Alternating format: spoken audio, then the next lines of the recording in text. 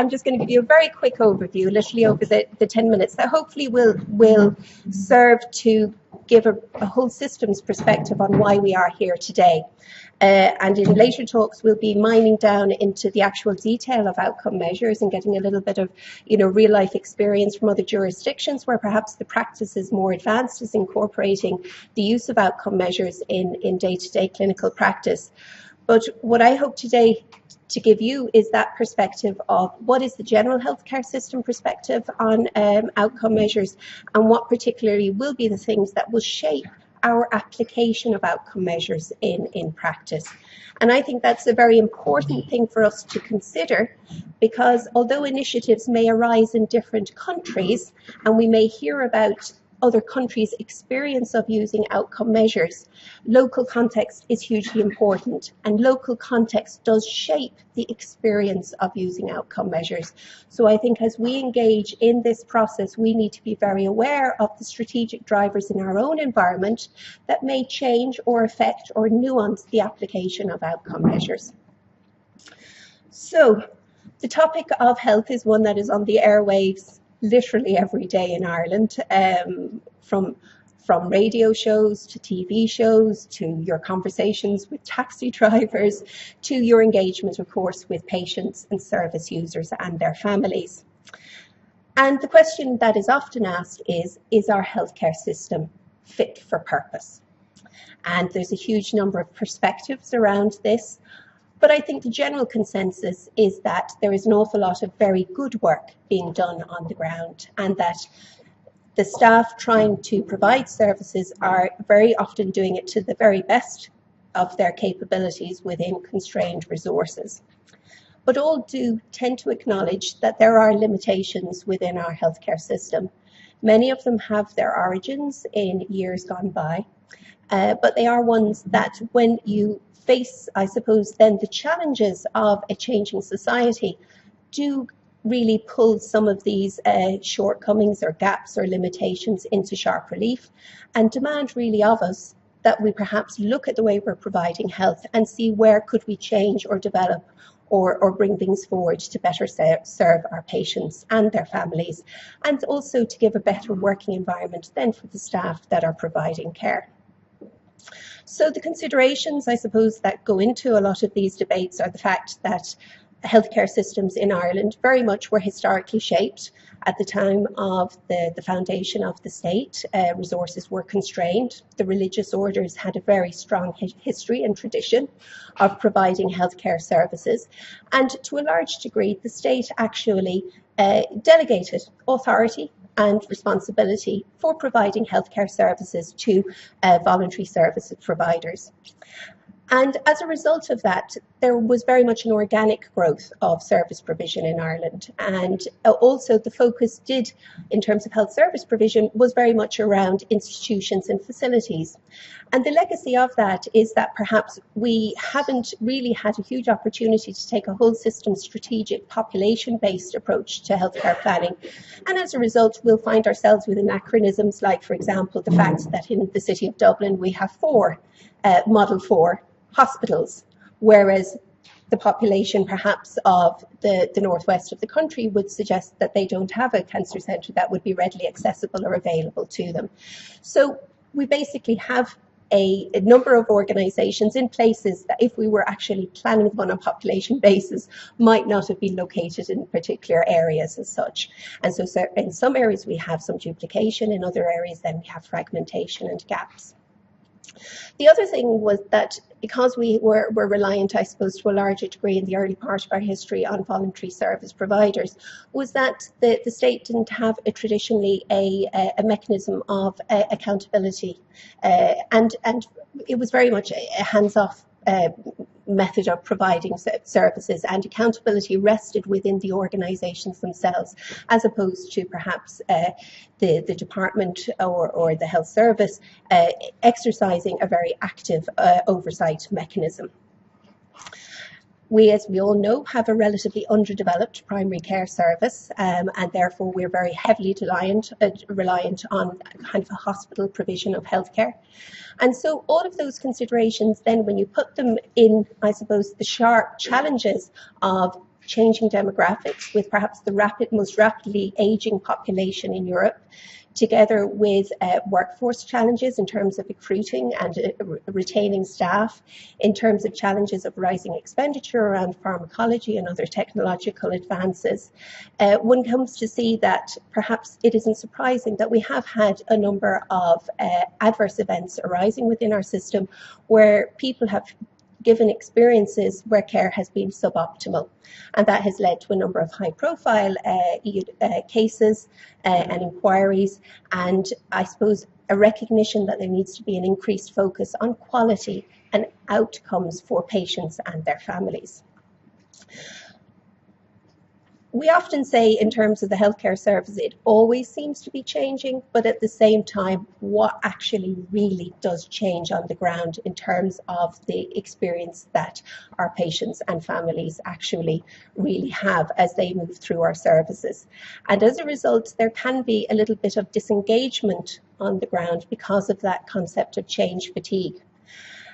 But it is true to say that in more recent years in Ireland, there very much has been a coming together across the various professional, organisational, policy bodies, stakeholders, to try and shape a more common vision of where we would like to move towards in the future. And these are a number of the important policy documents that, although they speak to the general healthcare system, absolutely have relevance to the practice of both generalist and specialist palliative care. And so I've given a list of them there, and they range across a number of topics, but there are a number of commonalities to all of these documents. And the one that I suppose I just want to draw your attention to is the last one there, which is the Houses of the Oireachtas Committee on the Future of Healthcare, or the Slointe Care Report. And although that isn't as yet adopted as government policy, what it does represent is a cross-party agreement on a more longer-term vision of universal healthcare provision. And it will be very interesting to see over the coming months as to what the various positions of the government parties are in adopting this within their manifestos, and to what degree this will be incorporated within Department of Health policy. But just to give you a little idea, there certainly is a huge amount of interest, and it would seem to be a significant amount of support being garnered across the various political bodies. And indeed, there's a conference in Dublin today with over 280 attendees from various parts of the health service and the department actually looking at the report in more detail. So the key policy priorities, if we had to pull them together across all of those documents, are: number one, the idea that we're keeping people healthy. That sounds very simplistic, but for us in the Irish healthcare system, it's a very important message because it is recognising the important role of health prevention promotion. So it's adopting more of a public health approach with early intervention to keep people healthy, rather than waiting for, I suppose, putting all of our energies into that delivery of hospital-based healthcare where people have established and often advanced chronic diseases. The second piece is the idea of providing the healthcare that people need. That can be boiled down into that well-used phrase, making sure that the right people get the right treatment in the right place at the right time.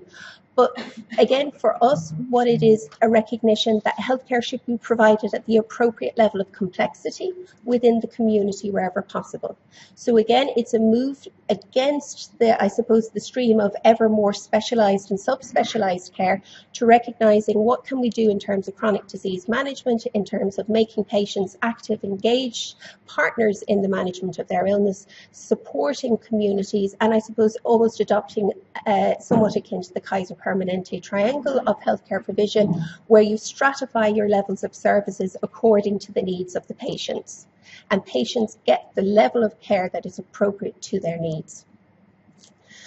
I've mentioned the importance of focusing on quality and the various drivers that have brought this really to prominence. But this really is a key thread that should go through all considerations about future healthcare services: a recognition of the important role of quality improvement, the formal methodology and practice that can go with that, and the importance of capturing, I suppose, a variety of measures across structure, process, outcome, and also measuring experience as well.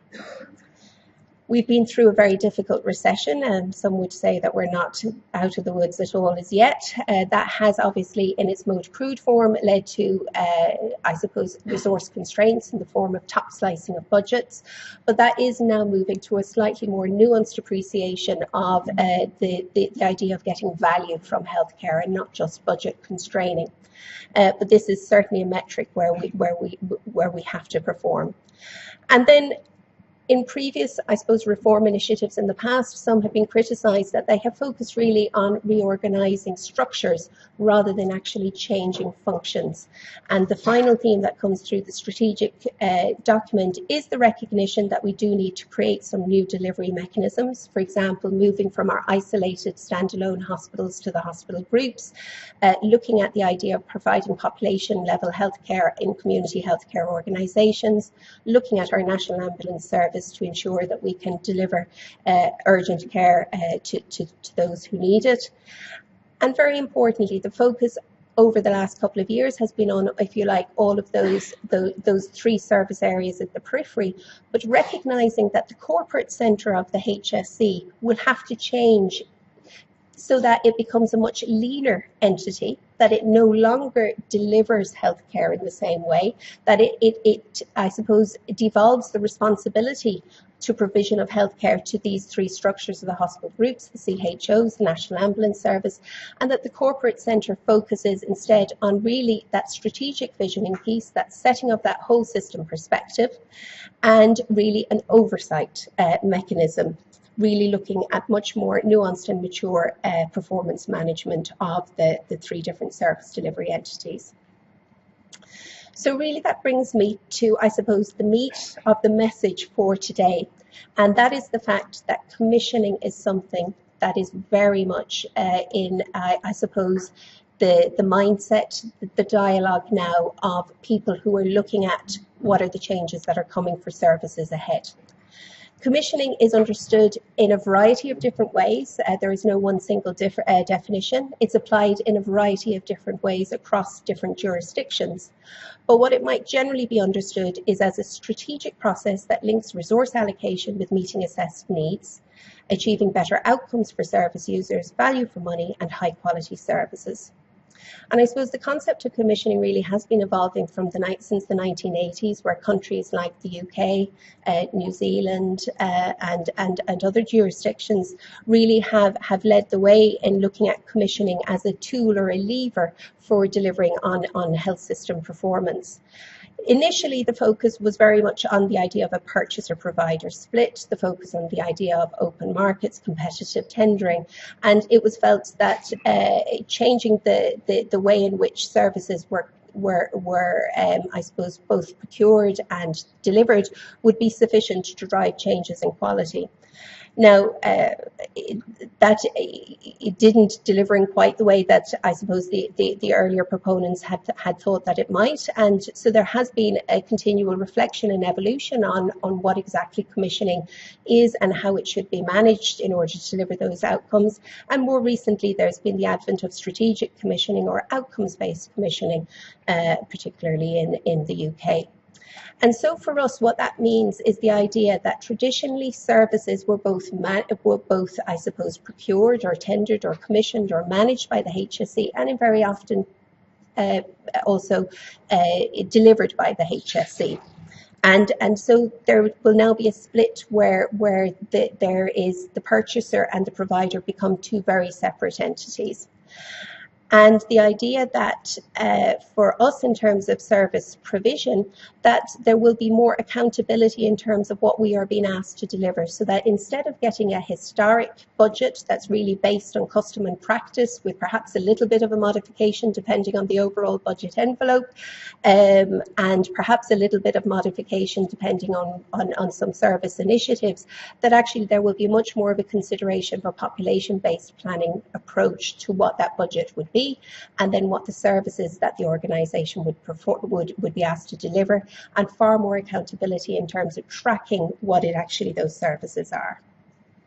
So in Ireland at the moment, the HSE has been involved in a significant amount of preparatory work in terms of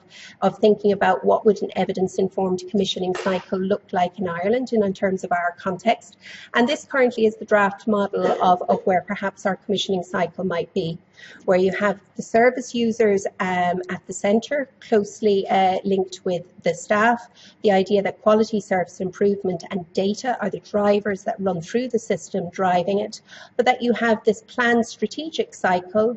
which begins around the areas of doing an assessment of population need, engaging in a process of strategic planning and prioritisation, then moving into a more considered, I suppose, process of service design, where again the clinical programs look at developing what is best practice, the models of care, and then that is applied throughout the system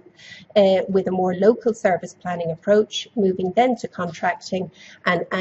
closing the loop with the idea of the performance and accountability measuring and monitoring from the centre of the HSE. And then again, that whole process begins again, looking at what services perhaps need to be decommissioned, or what then are the strategic priorities moving forward. So although I suppose there's been a list of documents, I've shown you some of the high-level thinking work coming from the HSE,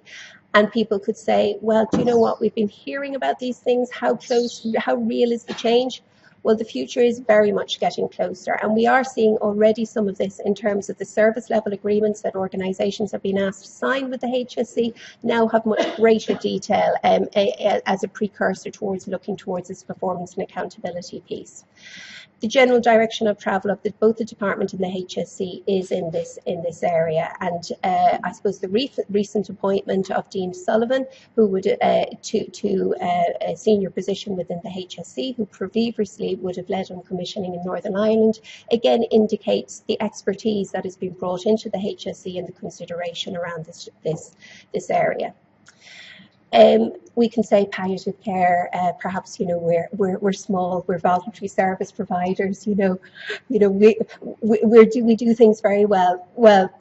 I suppose palliative care service, the importance, we've done a very good job of, I suppose, helping the health system understand the importance, the central importance of palliative care service provision.